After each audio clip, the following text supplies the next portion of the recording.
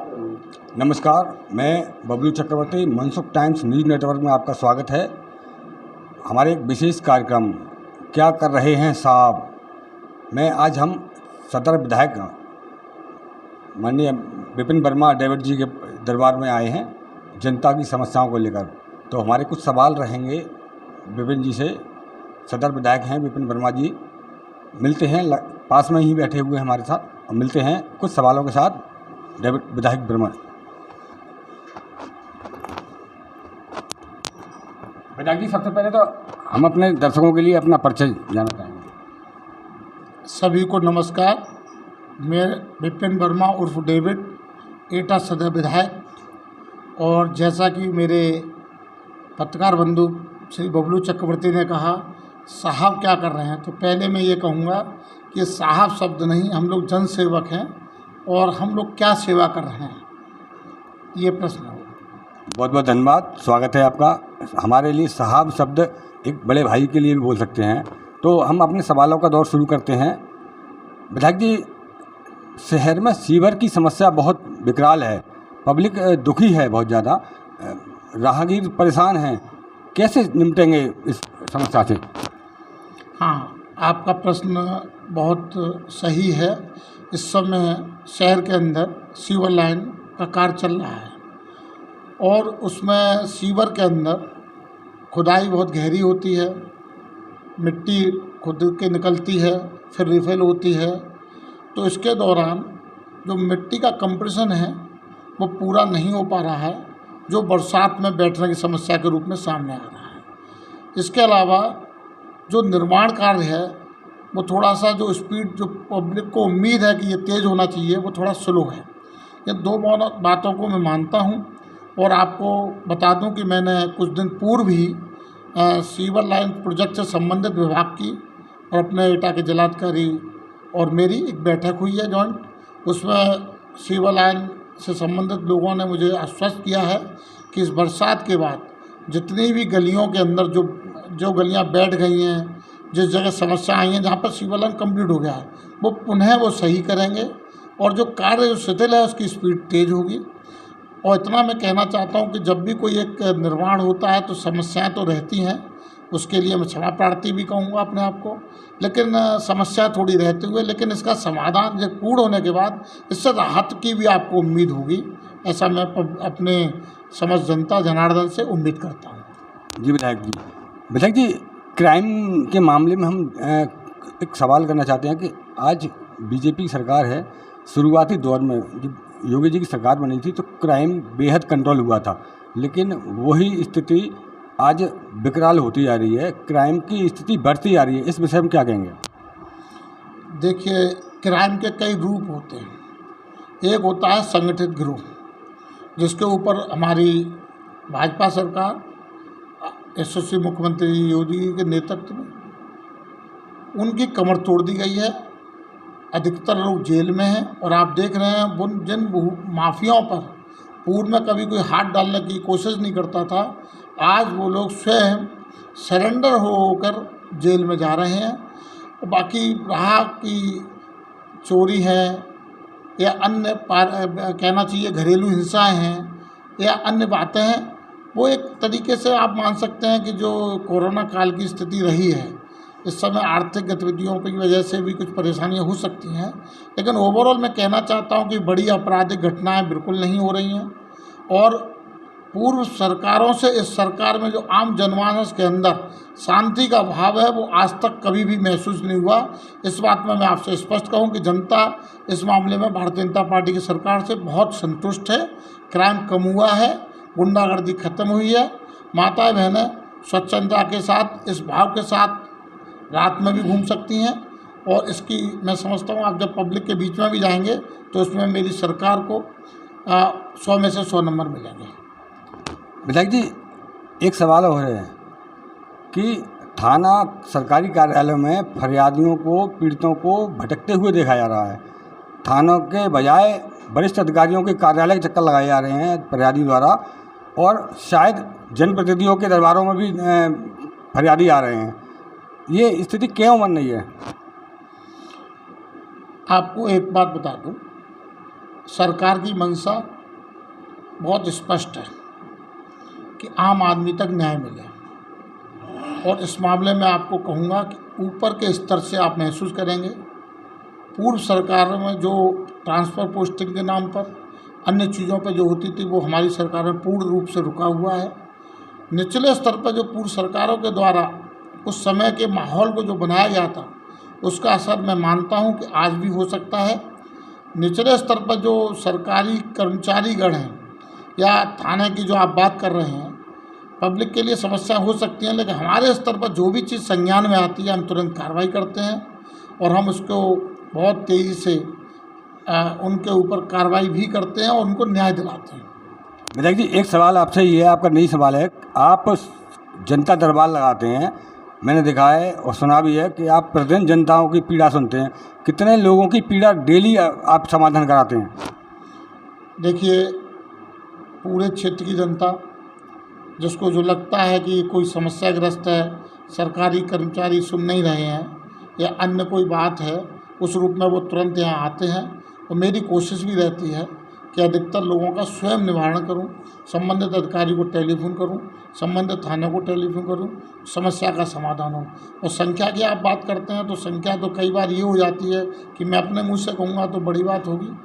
कई बार तो ये होता है कि मैं सुबह 10 बजे बैठता हूँ तो 5-5 बजे तक उठ पाता हूँ, और अपना तो काम यह है कि सुबह उठने के बाद घर पर जैसे उठ करके बैठता हूँ, स्वयं घर पर लोग मिलने आ जाते हैं, उनसे मिलता हूँ, फिर नहाता धोता हूँ, फिर उनसे मिलते मिलते नीचे आ जाता हूँ, और रात के 11-12 बजे तक निरंतर मेरा मूवमेंट रहता है। और मेरी कोशिश रहती है कि जो कार्य जनता ने मुझे दिया है, बड़े विश्वास के साथ दिया है, उनकी अधिकतम जो उनकी मांग है, अधिकतम उनकी सोच है, वहाँ तक खरा उतरूँ, ये मेरी सोच है। लेकिन आप समझ सकते हैं कि उसके बावजूद भी बहुत बड़ी संख्या में लोग रह जाते होंगे, बहुत बड़ी संख्या में समस्याएं भी रह जाती होंगी, लेकिन अपनी तरफ से मेरी कोशिश है कि कोई भी व्यक्ति निराश ना हो और कोई भी कार्य अधूरा ना रहे। विधायक जी, आप जो प्रयास कर रहे हैं वो बहुत सराहनीय प्रयास है, लेकिन आपको ये नहीं लगता कि अगर यही प्रयास सारे जनपद के अधिकारी करें, प्रदेश के अधिकारी करें, तो ये समस्या जो आप आज बोझ उठा रहे हैं वो समस्या उतनी बोझदार ना रहे? हाँ, इस बात को मैं आपसे ज़रूर आपकी मानूंगा कि हमारे जो सरकारी सिस्टम है वो इस समाज से निकले हुए लोग ही हैं। और मुझे बड़ा दुर्भाग्य लगता है कई बार जब मैं कहता हूँ या सोचता हूँ कि समाज से जो निकलते वक्त तो वो सोचते हैं कि हमको कैसे एक नौकरी मिल जाए, हम बहुत भाग्यशाली रहेंगे, और वो वास्तव में भाग्यशाली होते हैं कि इतने लाखों लोगों में से इन लोगों को नौकरी मिलती है, सरकारी सैलरी मिलती है, सेवा के लिए इनको एक शपथ लेकर के ये लोग आते हैं। उसके बावजूद भी जो इनकी कार्यशैली में जो कमियां रहती हैं, मैं फिर कहना चाहता हूं कि इनको सोचना चाहिए, समझना चाहिए कि आप उन लाखों लोगों में से भाग्यशाली हैं जिनको सेवा का मौका मिला हुआ है, और आपको जो तनख्वाह मिल रही है वो इसी सेवा भाव के लिए मिल रही है। ऊपर से कुछ अन्य सोच विचार के आप जो सोचते हैं उसका दुष्प्रभाव आपके और आपके परिवार पर, आपके चरित्र पर भी पड़ता है। मेरा हमेशा लोगों से आग्रह रहा है कि इस जनता, इस समाज के आप अंग हैं, और मैंने हर बार एक सरकारी कर्मचारियों से एक बात कही है, इसी समाज से आप निकले हैं, इसी समाज में आपके परिवारीजन, अन्य रिश्तेदार लोग रहते हैं, और वापस रिटायरमेंट के बाद इसी समाज में जाएंगे, तो आपको खुद सोचना है कि वो आँख इसी समाज के साथ कैसे मिलाएंगे जब इस समाज के साथ आप न्याय नहीं कर पाएंगे। और ये समाज बड़ा जागरूक है, आकलन करता है, और मैं बहुत लोगों को जानता हूँ कि जिनको रिटायरमेंट के बाद 2 लोग नमस्ते करने वाले नहीं मिलते हैं। तो मेरी तो इन कर्मचारी, सरकारी अधिकारी सबसे एक निवेदन रहा है और आग्रह रहा है कि आपको अपनी कार्यशैली को बदलाव करना चाहिए, जनता के बीच में कार्य करने आए ऐसा उनको महसूस कराना चाहिए, और जो तनख्वाह मिल रही है वो उसी सेवा के लिए जो आप कर रहे हैं, तो अन्य रूप में आपको चिंता नहीं करनी चाहिए। और बहुत अच्छे लोग भी हैं, मैं आपको कह दूं, कई बार कई कर्मचारी ऐसे भी मिलते हैं कि उनको देख करके दिल प्रसन्न हो जाता है, उनकी तारीफ़ किए बिना मैं रह नहीं पाता हूँ। और कई लोग गलत भी होते हैं, लेकिन मेरी जितनी स्थिति होती है उनको मैं डांटता हूँ, डपटता हूँ, उनको कई बार उनको बैठाल करके समझाता भी हूँ।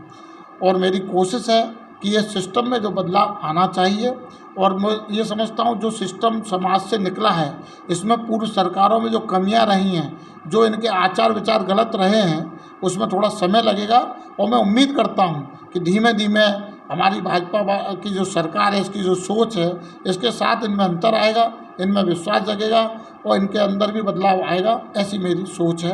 और मैं उम्मीद करता हूँ कि बबलू जी, यदि भाजपा सरकार जो अगली सरकार आपको दिखेगी तो उसमें अंतर और बड़ी तादाद में दिखेगा, ऐसा मेरा मानना है। विधायक जी, देश एवं प्रदेश की सरकार भ्रष्टाचार मुक्त भारत चाहती हैं, लेकिन वर्तमान में हर विभाग में पैसे की रिश्वतखोरी चल रही है।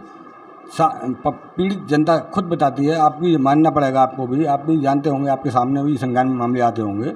तो आप ऐसे में आम जनता के लिए क्या संदेश देना चाहते हैं और अधिकारियों को क्या संदेश देना चाहते हैं? मैं सबसे पहले तो हर बार मैंने जनता से एक ही बात कही है कि जनता को एक बात बहुत स्पष्ट समझनी चाहिए, ये पूरा सरकारी सिस्टम और ये राजनीतिक सिस्टम, ये पूरा उनकी सेवा के लिए है, उनके ऊपर शासन करने के लिए नहीं है। और उनके सेवा के लिए ये समस्त लोग, हम सब लोग कुर्सियों पर बैठे हुए हैं और उसके बदले में हमको तनख्वाहें, वेतन और अन्य सुविधाएं मिल रही हैं। और जनता को जागरूक होते हुए अपने हक के लिए लड़ना चाहिए। अपना जनप्रतिनिधि हो चाहे सरकारी कर्मचारी हो, उससे आंखों में आंखें डाल के बात करनी चाहिए और अपना काम कराने के लिए जागरूक रहना चाहिए। अन्य कोई भी रूप में वो परेशान करता है या अन्य कुछ उनसे और चाहता है तो उसके कई साधन हैं। आप उसको रिकॉर्डिंग कर लीजिएगा या उसका एक प्रमाण ले लीजिएगा या उसकी शिकायत हमको लिखित में दीजिएगा एफिडेविट के साथ। मैं आपको आश्वस्त करता हूँ कि मैं कार्रवाई करने के लिए सदैव तत्पर रहता हूँ। इस मामलों में तो मैं बहुत सख्त हूँ और ये मेरी कार्यशैली हमेशा ऐसी रही है। अधिकारियों के लिए एक संदेश। मैं उन्हें एक संदेश देना चाहता हूँ कि सरकारी नौकरी पाने के लिए बहुत लोग मेहनत करते हैं, बहुत लोग प्रयास करते हैं, बहुत मन्नतें मांगते हैं, उनके परिवार के लोग बड़ा त्याग करते हैं, तब जाकर के एक सरकारी कर्मचारी अधिकारी बनता है सिलेक्शन के बाद। और ये लोकतंत्र के अंदर एक सिस्टम बनाया गया है जो निरंतर सेवा के लिए है। इनको भी सोचना चाहिए कि हमारी ये जो भारत भूमि है, ये हमारा देश है, ये तरक्की जब करेगा जब हम यहाँ पर अपने निस्वार्थ सेवा करेंगे। ये काम केवल एक हमारे सैनिक जो बॉर्डर पर खड़े हुए हैं देश की रक्षा के लिए, उन्हीं की केवल जिम्मेदारी नहीं है। हम सब लोग भी सैनिक मानते हुए अपने सामाजिक सेवा में ईमानदारी के साथ न्यायपूर्ण तरीके से लगें। और मैंने हमेशा एक बार और कहा है, किसी भी कार्य के लिए देरी नहीं होनी चाहिए। जो आया है उसका कार्य जितनी जल्दी हो सकता है उसको करना चाहिए। टालना भी एक तरीके से उसको जस्टिस से डिनाई करना है। और मेरा मानना है कि यदि हम स्वच्छ सभी के साथ कार्य करते हैं तो ईश्वरी के रूप में प्राप्त होते हैं।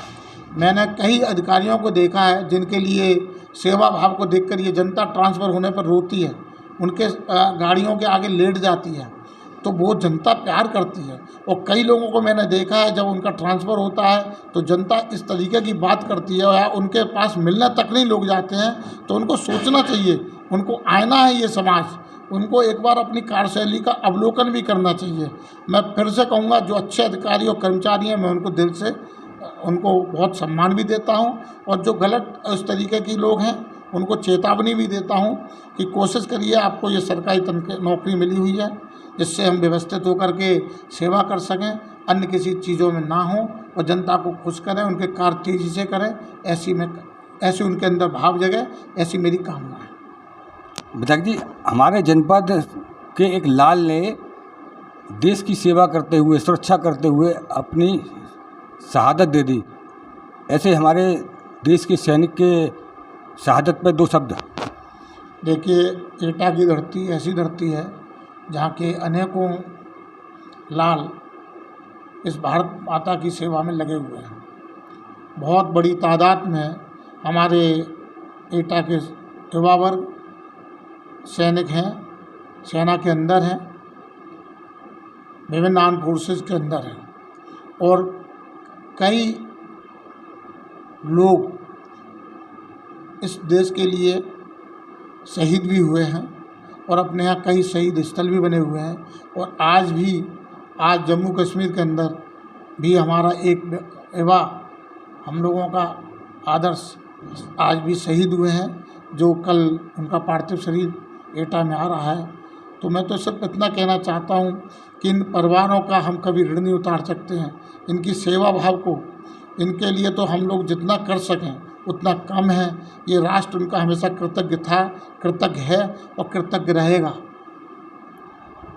बहुत बहुत धन्यवाद विधायक जी। ये हमारे सदर विधायक डेविड जी थे और मैं बबलू चक्रवर्ती राज वर्मा के साथ। धन्यवाद, नमस्कार।